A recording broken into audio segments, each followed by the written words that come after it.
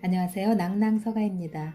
오늘의 책은 상위 1% 부자들에게 배운 가장 확실한 것들, 포기하지 않는다면 기회는 있다 라는 부제가 달린 토네이도 출판, 강남 흑수저, 부동산, 자수성부 지음의 30대 흑수저, 기적의 강남 입성기입니다. 깨트려라 굳어진 사고의 틀. 코끼리 이론이라고 들어본 적이 있는가? 아기 코끼리의 발목에 쇠사슬을 채워 큰 나무 기둥에 묶고 그 범위를 벗어나지 못하게 훈련을 시키면 시간이 지나 어른 코끼리가 되어 쇠사슬을 풀어도 그 이상의 범위를 벗어나지 못한다고 한다. 우리도 이와 크게 다르지 않다. 자리 잡은 터전이 어느새 큰 나무 기둥이 되어 그걸 다 털어내고 새로운 곳으로 옮기기는 쉽지 않다.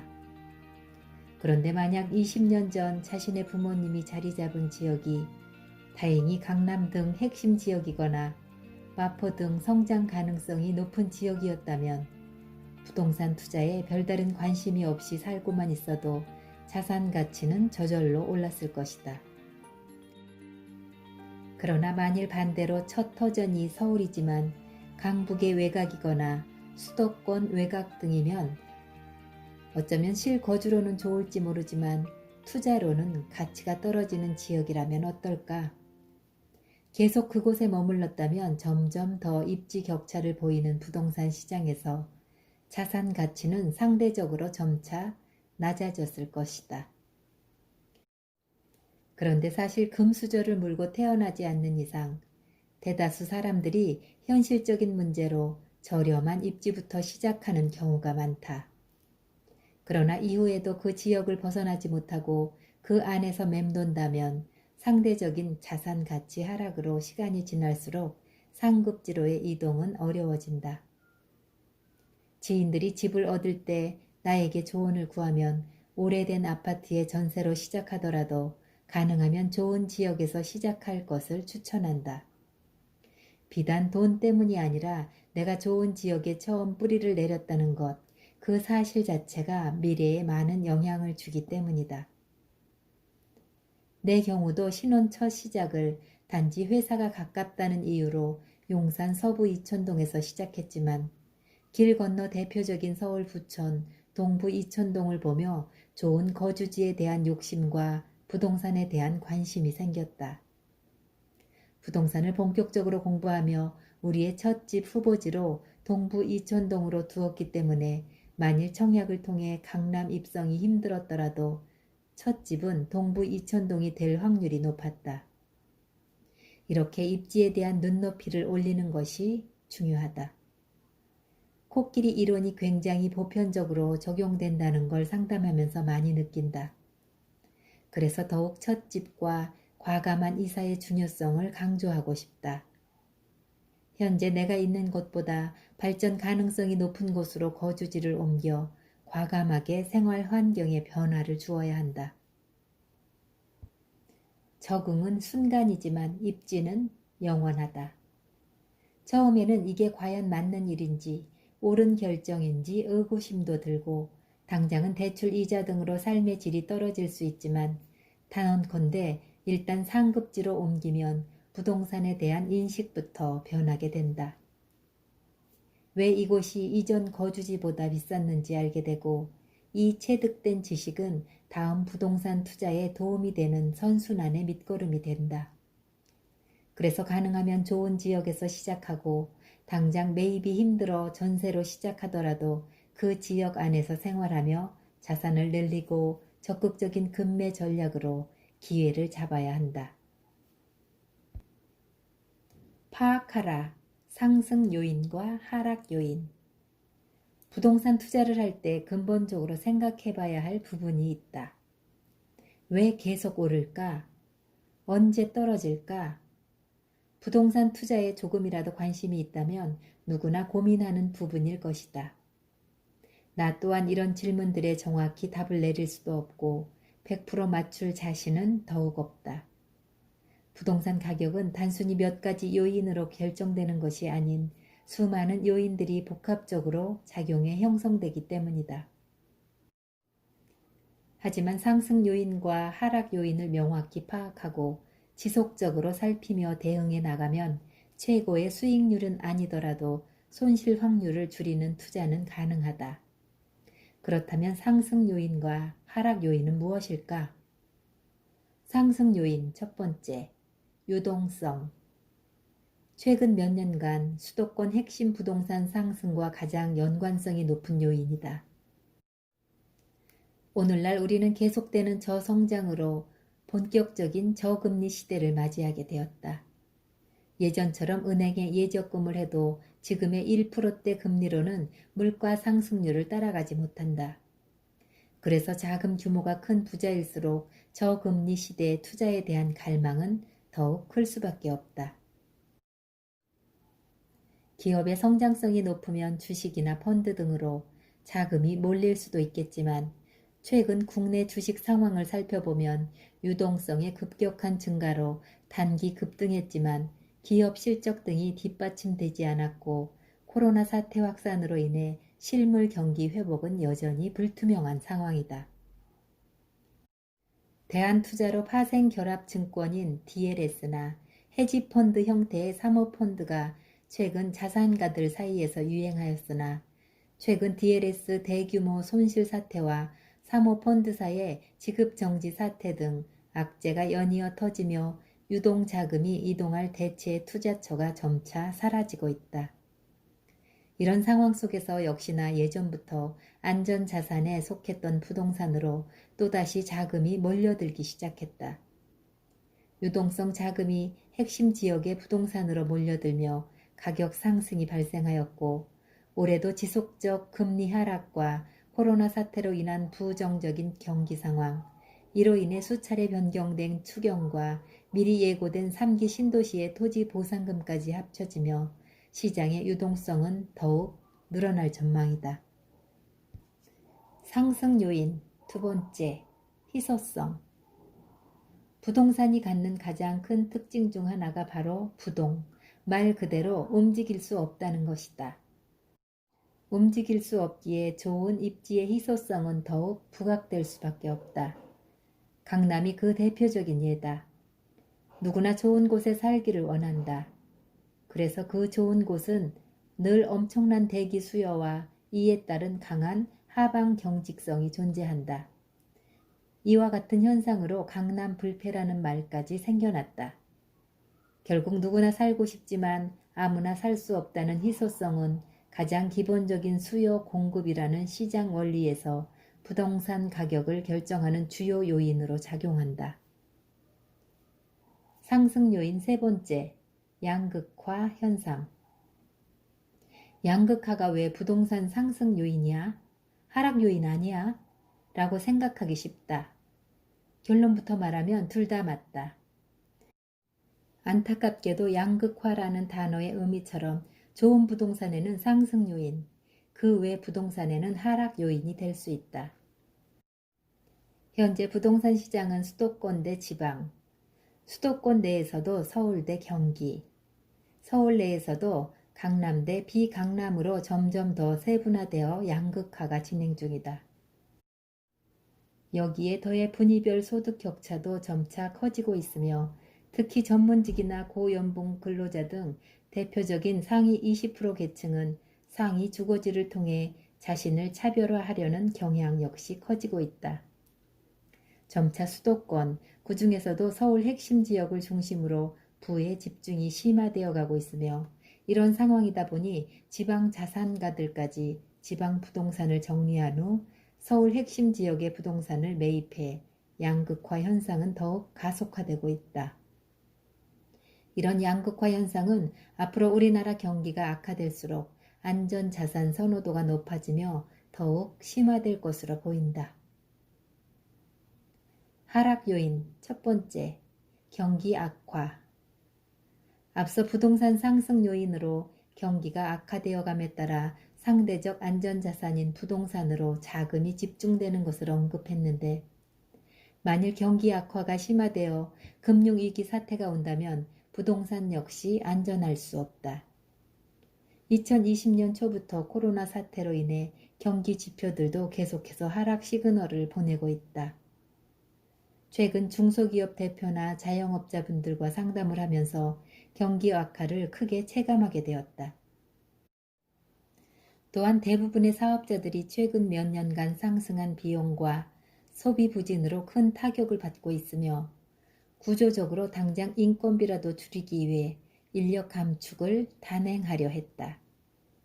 이 같은 상황이 지속된다면 생산성은 떨어지고 악순환이 반복될 것이다. 대외 환경을 살펴봐도 작년 미중 무역 분쟁과 일본과의 갈등으로 많은 수출 기업들이 큰 타격을 받았다. 글로벌 경기 자체가 위축되고 있어 국내 기업들은 공격적인 전략보다는 유지 또는 방어하는 전략을 구사하고 있다. 이런 이유로 대기업의 매출 감소로 인한 하청업체 발주량 감소, 단가 조정 요구 등 아래로 내려갈수록 더욱 힘들어지고 있는 상황이다. 이런 경제 환경이 지속된다면 특히나 수출 비중이 높은 한국에 큰 경제 위기가 올 수 있음을 염두에 두어야 한다. 하락 요인 두 번째, 디플레이션. 요즘 한창 D의 공포라 불리우며 위기가 고조되고 있다. 디플레이션이란 물가가 상승하는 인플레이션과 대비되는 개념으로 경기 악화로 인해 소비가 감소하며 나타나는 저물가 현상을 말한다. 디플레이션이 무서운 이유는 물가가 떨어진다는 건 곧 실물 자산의 가치 하락을 의미하기 때문이다. 부동산 또한 실물 자산에 해당되므로 디플레이션이 지속되면 부동산 시장 역시 영향받을 가능성이 높다. 특히 2019년부터 저물가를 유지하다 4분기에 이르러 물가지수가 마이너스로 떨어졌고 2020년에는 코로나 사태까지 겹치며 상황이 더 안 좋아지고 있어 우리가 주목해야 하는 요인이다. 하락 요인 세 번째, 정책의 파급 효과. 정부는 여러 부동산 대책을 발표하며 부동산의 가격 안정화를 위해 고군분투하고 있다. 과열의 조짐이 보일 경우 부동산 추가 규제를 예고하고 있어 부동산 시장의 변동성이 커지는 것은 하락 요인으로 작용할 수 있다. 이 밖에 대출, 청약, 세금 등 다양한 분야에서도 변화를 겪고 있다. 투자 시 생각했던 수익률과 시나리오가 언제든지 바뀌는 상황에 처하게 된 것이다. 앞에서 언급한 부동산 투자에서의 상승 요인과 하락 요인은 최근 대두되고 있는 요인들을 중심으로 언급한 것이며 실제로는 훨씬 더 많은 요인들을 살펴야 할 것이다. 목표한 지역에 도달하기를 원한다면 한 단계 한 단계 나아감에 있어 무엇이 기회이고 리스크인지 정확하게 분석하고 이를 바탕으로 전략을 세우기 바란다. 따르고 따라하라. 멘토를 만들고 부자를 벤치마킹하라. 부동산 투자는 거의 전 재산이 걸린 투자인 만큼 신중하고 또 신중해야 한다. 그래서 투자 판단 시 가장 중요한 것은 더 많은 수익을 내는 것보다 손실을 최소화하는 것이다. 수많은 정보 중에서 선택과 집중을 해야 할 때 가장 효과적인 방법은 멘토를 만드는 것이다. 여기서 멘토는 다양한 성공과 실패를 자양분 삼아 그 경험을 토대로 부동산 분야에서 자기만의 입지를 구축한 사람이다. 멘토에게 조언을 구할 수 있다면 실수를 줄이고 그만큼 성공 확률을 높일 수 있다. 멘토를 만나는 방법. 그렇다면 멘토를 어디서 만나야 할까? 가장 손쉬운 방법은 독서다. 직접 만나 대화하고 조언받을 수 있는 멘토가 있다면 가장 좋겠지만 현실적으로 쉽지 않다. 독서라는 방식은 일방향 소통이라는 단점이 있지만 다양한 관점을 가진 여러 부동산 전문가들의 생각을 책이라는 창을 통해 계속해서 들여다보면서 나만의 기준과 생각이 정리되고 판단력이 길러진다. 서점에 가면 땅, 상가, 오피스텔, 재개발, 아파트 갭 투자 등 다양한 투자 방식으로 성공한 사람들의 책이 넘쳐난다. 그러나 단편적인 성공 스토리보다는 시장에 대한 흐름을 이야기하고 분석한 책을 추천한다. 저자가 시장을 대하는 태도와 현상을 해석하는 관점을 중점적으로 보면서 나만의 기준을 세우는 것이 중요하다. 또 다른 방법은 다양한 온라인 채널을 활용하는 것이다. 요즘에는 블로그, 카페, 유튜브 등에서 전문가들의 칼럼이나 영상을 접할 수 있고 기회가 닿으면 직접 조언을 받아볼 수도 있다. 나 역시 강부자 부동산 스터디 카페를 운영하며 3만 명 이상의 회원들과 소통하고 정기적인 부동산 콘서트 형식으로 오프라인도 만나 멘토링을 하고 있다. 이렇듯 온라인을 잘 활용하면 예전보다 멘토를 만들고 직접 만나는 것이 훨씬 쉬워졌다. 물론 온라인 채널에서는 누구나 쉽게 전문가 행세를 할 수 있어 주의해야 한다는 의견도 있다. 그러나 한편으로는 단순 학위가 아닌 불특정 다수로부터 눈에 보이는 투자 결과물과 실전 투자 경험을 토대로 한 2차 결과물도 인정받아야 한다는 점에서 과거보다 더 철저한 검증 절차를 거쳤다고 볼 수 있다. 두 번째, 부자들을 벤치마킹하라. 부자들이 부동산을 어떻게 바라보고 무슨 투자를 하는지 살필 수 있고 이를 벤치마킹할 수 있다면 부자 되기가 조금은 더 수월해질 것이다. 나 역시 업무가 VIP 고객분들을 대상으로 자문을 해드리는 입장이나 상담을 하면서 배운 점이 정말 많다. 그분들은 어떻게 부를 일궜는지, 그 과정에서 어떤 투자를 했는지에 대해 듣는 동안 나 역시 관점, 생각, 심지어 행동까지 바뀌었다. 직접 부자를 만나기 힘들다면 KB경영연구소에서 매년 발간하는 한국의 부자 리포트를 참고하면 도움이 된다. 그리고 서점에 가면 한국의 부자들과 같은 여러 부자들의 인터뷰를 담은 책들이 있는데 이를 통해서도 그들의 방식과 통찰력을 엿볼 수 있다. 이런 직간접적인 경험을 통해 부자들을 적극 벤치마킹하고 이들의 방식을 내가 어떻게 적용할 수 있을지 연구하고 고민하는 시간을 가져보자. 앞서 언급했던 것처럼 우리나라 부자들의 자산은 부동산을 기반으로 하고 있다. 확신이 서면 실행은 신속했고 단기적 변동에 일희일비하기보단 장기 보유하며 포트폴리오상 부동산 비중을 계속 높여나간다. 나 또한 그들의 투자 방식에 많은 영향을 받아 부동산에 있어 소액 단기 투자는 지향하고 있다. 물론 수십 채를 갭 투자로 성공 스토리를 쓰신 분들을 보면 내 투자 방식을 소극적이라 평할지도 모르겠다. 그러나 시장의 변화에 유연하게 대처하며 리스크를 최소화하면서도 그 안에서 최선의 수익을 내는 것이 나의 부동산 투자 원칙이고 실수요자 관점에서 투자 기준은 앞으로도 변함없이 유지할 생각이다. 세 번째, 주거래 금융기관 예치액이 일정 기준 이상이 되어 PB 서비스를 받을 수 있다면 적극 활용하자. 금융기관에서 가장 심혈을 기울이는 고객층은 VIP로 불리는 자산가들이다. 대부분 금융기관의 PB 서비스는 주로 단기 금융상품 판매에 치중되어 있지만 부동산 상담사도 있다. 이를 잘 활용하면 부동산 전문가의 자문과 금융기관에 따라 물건 추천까지도 받을 수 있다.